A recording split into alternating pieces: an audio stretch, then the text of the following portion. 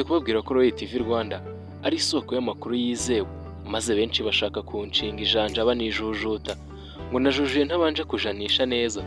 Niba ari uko bimeze, banza ukore subscribe, like, share ndetse na comment, kubera ko ROI TV Rwanda igarutse mu isura nshya, aho tubafitiye byinshi bigiye bitandukanye.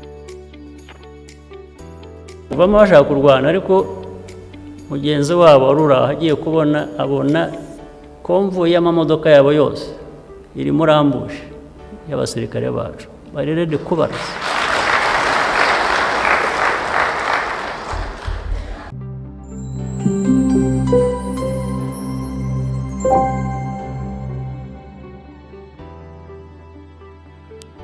Tugiye kujya twikoza mu mpande zose z'isi, tubabwire ibiba biri kuvugwa hirya no hino ku isi, yaba mu bukungu, muri politike ndetse n'amakuru y'ibyamamare mwarakunze cyane. Dore ko tugiye kujya twibanda hano mu karere k'ibiyaga bigari. Ni byinshi biba biri kuvugwa mutazi, gusa mugire ihumure, ROI TV Rwanda ihari ku bwanyu.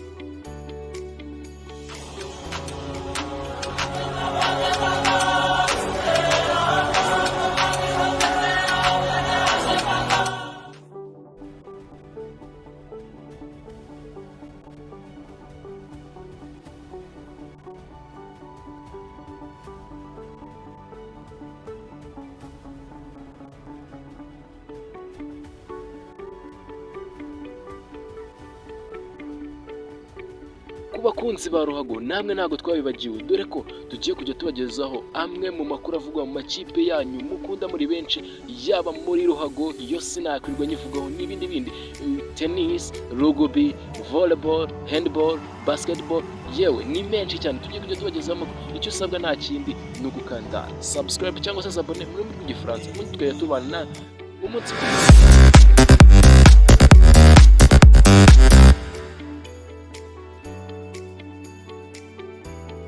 Birashoboka ko bwaba ari ubwa mbere udukurikiye kuri YouTube channel yacu ya ROI TV Rwanda, kandi biranashoboka yuko bwaba ari ubwa nyuma. Icyo usabwa nta kindi ni ugukanda subscribe, like, share ndetse na comment, kugira ngo tujye tubana mu biganiro byacu bya buri munsi.